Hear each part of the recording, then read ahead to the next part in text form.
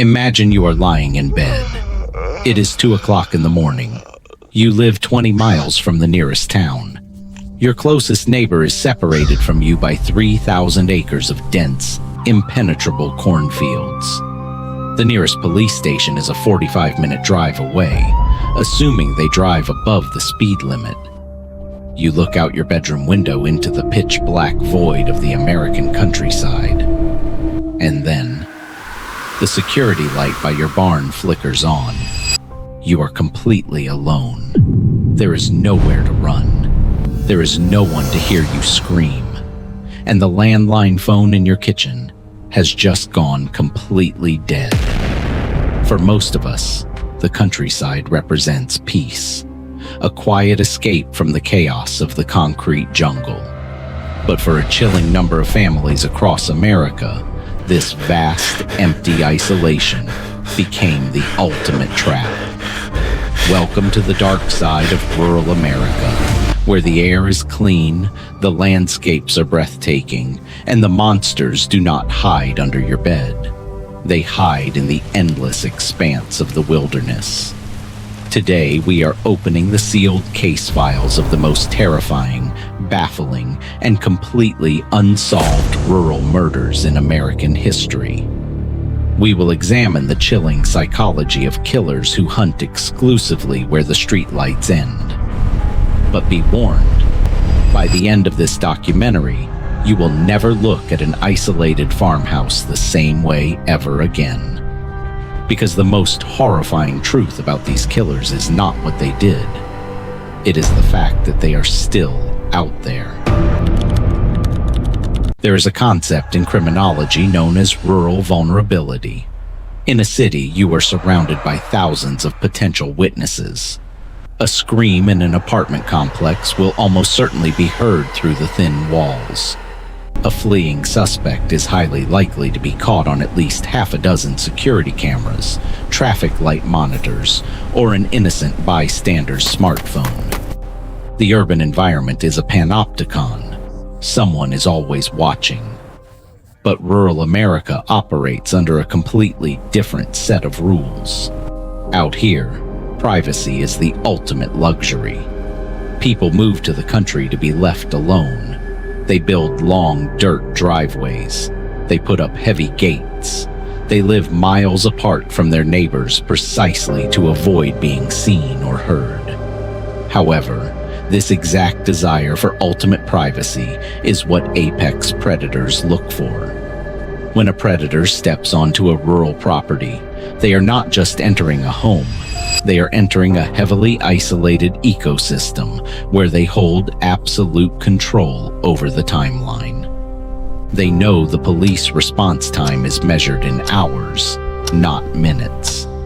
They know the darkness will swallow any evidence. And most importantly, they know that the very environment the victims chose for peace and quiet will now serve as their soundproof execution chamber. But why do so many of these rural murders go entirely unsolved? Is it just the lack of cameras? Or is there a specific, highly organized breed of serial killer that specifically targets the rural American landscape? To understand the mind of the rural killer, we must first look at a case that completely shattered the tranquility of the Midwest. A case that proves how quickly the silence of the country can turn into a nightmare. It was the autumn of 1998. The harvest season had just concluded in a small, unnamed farming community in the deep heart of the American Midwest. The air was turning crisp, and the fields, once towering walls of green, were now nothing more than jagged brown stubble stretching toward the horizon. At the end of County Road 9, a winding dirt path that did not even appear on most state maps, sat a beautiful 2-story farmhouse. It belonged to the Miller family. John Miller, a 50-year-old agricultural mechanic, his wife Sarah, and their teenage daughter, Emily. They were the textbook definition of a quiet, hard-working rural family. They attended the local community church, they minded their own business, and they cherished the extreme privacy their 50-acre property provided. On the evening of October 14th, a massive autumn storm rolled across the plains. Thunder shook the floorboards, and the rain turned County Road 9 into an impassable river of thick, slick mud. The Millers were settled in for the night. The fire was lit. The doors were locked. At approximately 8:30 p.m., the power went out. Now, in a rural setting, a power outage during a severe storm is entirely normal. John Miller likely grabbed a flashlight, told his family to stay in the living room, and walked out to the mudroom to check the circuit breaker. But John never came back to the living room. When the local sheriff's deputy finally arrived at the property 2 days later, only because John had failed to show up for a machinery repair job in town, he found a scene that defied all logical explanation. The front door of the farmhouse was wide open, creaking back and forth in the cold autumn wind. Inside, the house was perfectly pristine. There were no signs of a struggle. The dinner plates were still sitting on the dining table, half-eaten. Sarah's knitting was resting neatly on her favorite armchair. The fireplace held nothing but cold, gray ashes. But John, Sarah, and Emily were gone. The deputy immediately called for backup. A massive search operation was launched, utilizing tracking dogs, hundreds of local volunteers, and state police helicopters. They scoured the 50 acres of empty cornfields. They dragged the nearby irrigation ponds. They combed through the thick woods bordering the property. Nothing. Absolutely nothing. It was as if the earth had simply opened up and swallowed the Miller family whole. But then, investigators noticed something utterly chilling on the side of the house.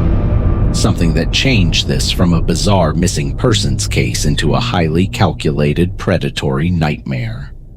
The telephone lines connecting the house to the main road had not been blown down by the wind. They had been deliberately, surgically cut with a pair of heavy-duty wire snips. And that was not all. Upon closer inspection of the dirt driveway, which had been turned to deep mud during the storm, investigators found a set of tire tracks. But these tracks did not belong to the Millers' vehicles. They belonged to a heavy, dual-axle truck. The tracks drove straight up to the front door, paused, and then reversed perfectly out of the driveway, heading back down the impassable dirt road. Whoever took the Millers had planned this flawlessly. They waited for the storm to mask their approach. They cut the communications. They exploited the massive, blinding darkness of the rural property. They knew exactly how isolated the Millers were, and they weaponized that isolation.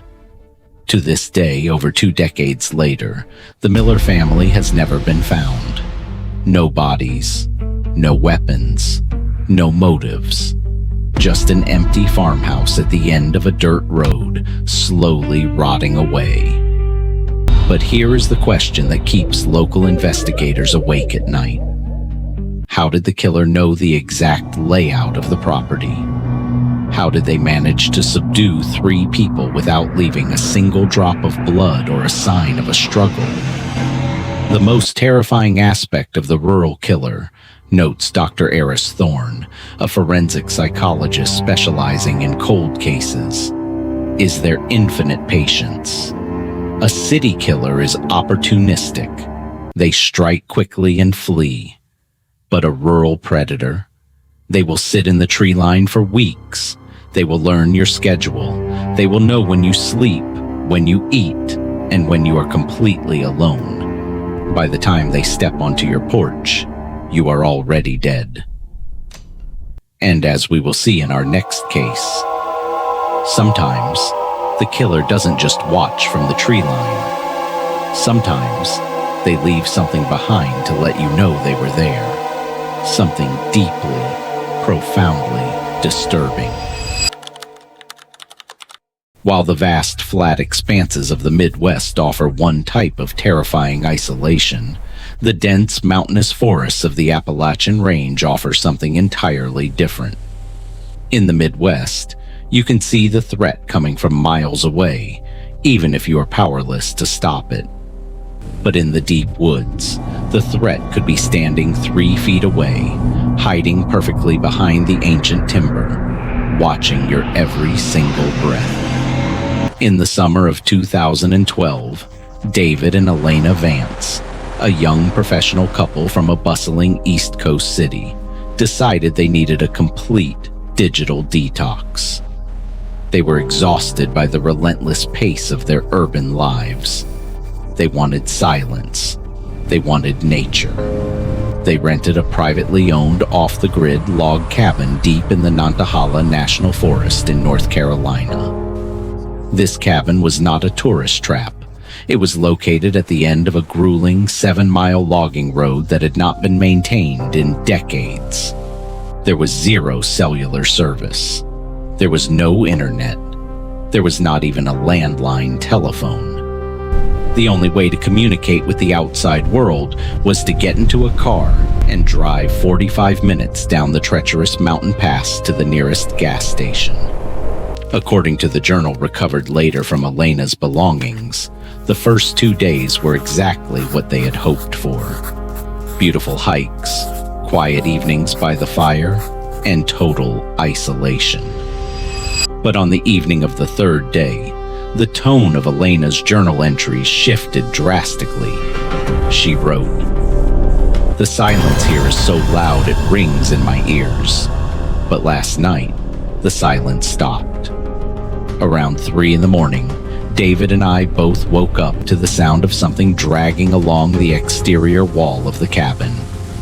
It sounded heavy, like a heavy sack of wet soil. David went to the window, but it was too dark to see anything. When we woke up this morning, we found a bizarre arrangement of perfectly bleached animal bones and twisted twine placed directly on our front step. They were not alone. Someone, or something, was sharing the mountain with them, and it was letting them know it was there." David, trying to remain calm and logical, convinced Elena that it was likely just a cruel prank by local hunters trying to scare off city tourists. They agreed to pack their belongings and leave at first light the next morning. They never made it to the next morning. 3 weeks later, the property owner drove up the mountain to check on the cabin after realizing the couple had never returned the physical key. When he arrived, he found the front door of the cabin completely unhinged. It had been ripped from its frame with an unimaginable amount of brute force. Inside, the cabin was a scene of absolute, chaotic violence. Furniture was smashed into splinters. Blood pooled on the wooden floorboards, soaking deep into the grain. But just like the Miller family in the cornfields, David and Elena were nowhere to be found. The local sheriff's department combed the surrounding hundreds of acres of dense forest. They found absolutely no trace of the couple. But what they did find sitting perfectly intact on the kitchen counter, untouched by the surrounding destruction, was Elena's digital camera. Audio cue. The harsh mechanical click of a camera shutter. The music stops completely. When forensic investigators developed the digital files from that camera, the blood drained from their faces. The last dozen photographs on the memory card were not taken by Elena. They were taken by the killer, and the photographs were taken inside the cabin, while David and Elena were sleeping in their bed. The predator had not just broken in to attack them. The predator had been inside the cabin for hours, moving silently in the pitch black, standing over their bed, documenting their vulnerability before finally waking them up to begin the nightmare. And in the very last photograph, barely visible in the dark background behind the sleeping couple, was the blurry reflection of a figure in the bedroom mirror. A tall, massive silhouette holding a hunting knife. But before investigators could process the sheer terror of that image, they noticed a tiny detail in the corner of the frame. Resting on the nightstand, placed there by the killer before the photographs were taken, was a small, hand-carved wooden figurine. Why do these crimes happen so far away from the eyes of society? To understand this, we must shift our focus away from the victims and look directly into the twisted psychology of the perpetrators. We must look at the geography of murder. Serial killers who operate in metropolitan areas, like Ted Bundy or the son of Sam, often rely on the chaos of the city to mask their movements. They rely on charm, manipulation, or random opportunity. But the rural killer is a completely different classification of predator. We call them apex terrain hunters, explained Special Agent Marcus Harris, a former FBI profiler specializing in wilderness disappearances. These individuals possess a deep, almost supernatural understanding of the geography they inhabit. They know the old logging roads that have not been on a map since the 1970s. They know the cave systems. They know how to traverse 20 miles of dense forest in the dead of night without using a flashlight. They do not hunt with charm. They hunt with absolute environmental superiority. When a killer targets an isolated cabin or a distant farmhouse, they have factored in the logistics of the crime with military precision. They have calculated the exact response time of the nearest police cruiser. They understand that in the wilderness, nature itself becomes an accomplice to the crime. Rain washes away footprints and DNA. Scavenging animals destroy physical evidence within days. The immense, sprawling acreage of a national forest serves as an infinite graveyard that would take 1,000 men 100 years to search completely. But the most terrifying aspect of the Vance cabin case was not just the geography. It was the carved wooden figurine left on the nightstand. For 2 years, local North Carolina police kept that detail a closely guarded secret, hoping to use it to weed out false confessions. But when they finally uploaded the description of the figurine to a federal criminal database, the system immediately flagged 3 other completely unsolved murders. One in the deep woods of Pennsylvania in 2004, one in a remote hunting lodge in Virginia in 2008, and one near an isolated lake in Tennessee in 1999. In every single case, the victims were attacked in severely isolated rural locations. In every single case, their bodies were never found. And in every single case, a small, meticulously hand-carved wooden figurine was left exactly where the victims had been sleeping. The North Carolina authorities realized with absolute horror that they were not dealing with a random local tragedy. They were tracking a highly disciplined, geographically mobile serial killer who had been hunting across the entire length of the Appalachian Trail for over 15 years. A ghost who used the millions of acres of American wilderness as his personal hunting ground.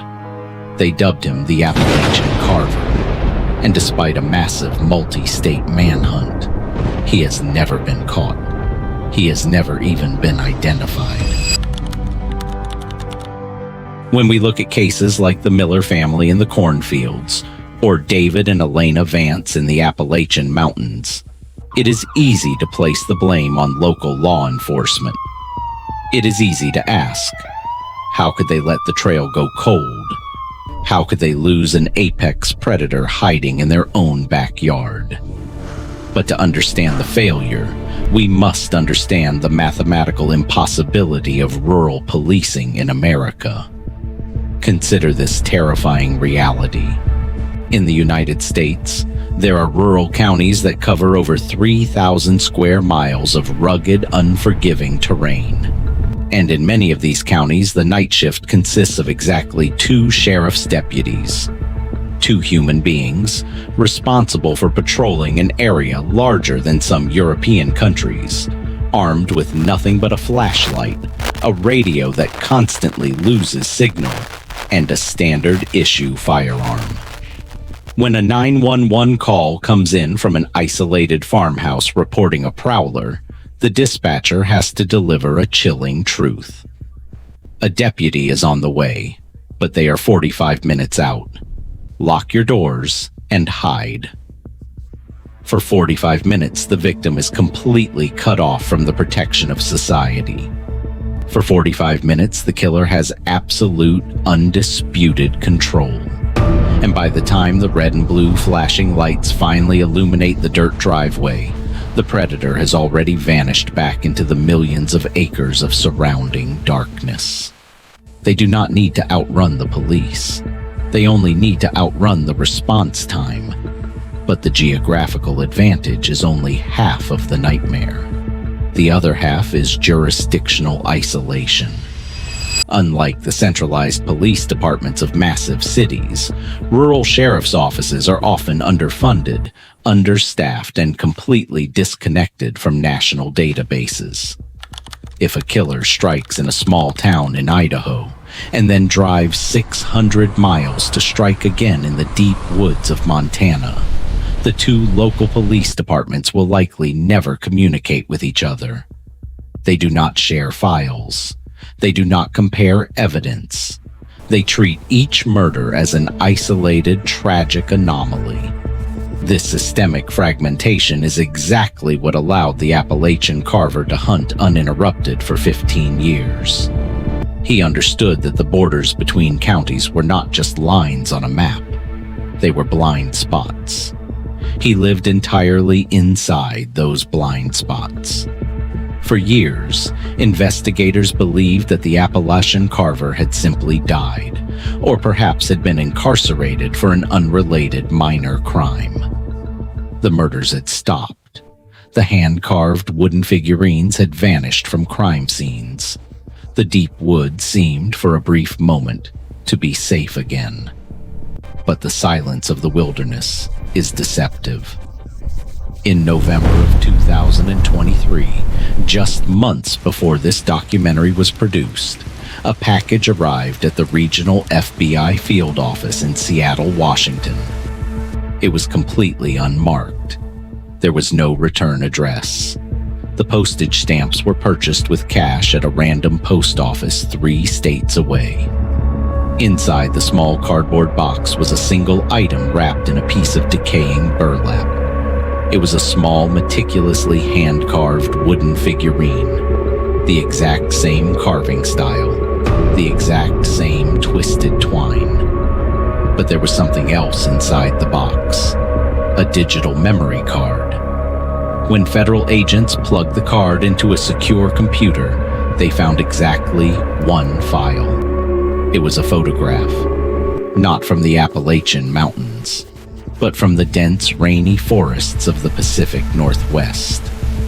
The photograph showed a small, isolated cabin illuminated by the moonlight, and completely visible through the bedroom window of the cabin were 2 people sleeping soundly in their bed.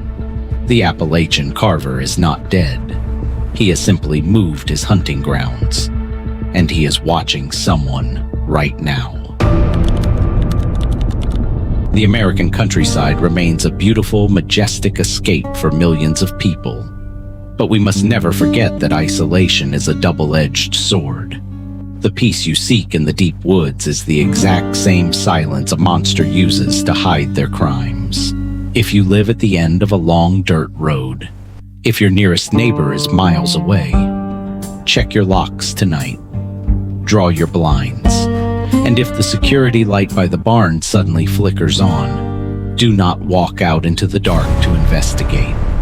If you want to help us uncover more of these hidden, terrifying truths and shine a light on the darkest corners of America, please hit the subscribe button right now. Your support allows us to keep digging into these unsolved files. And I want to know your thoughts. Do you think the Appalachian carver will ever be caught? Or is the wilderness simply too vast? Leave your theories in the comments below. Until next time, stay safe and never ignore the sound of a snapping twig in the dark.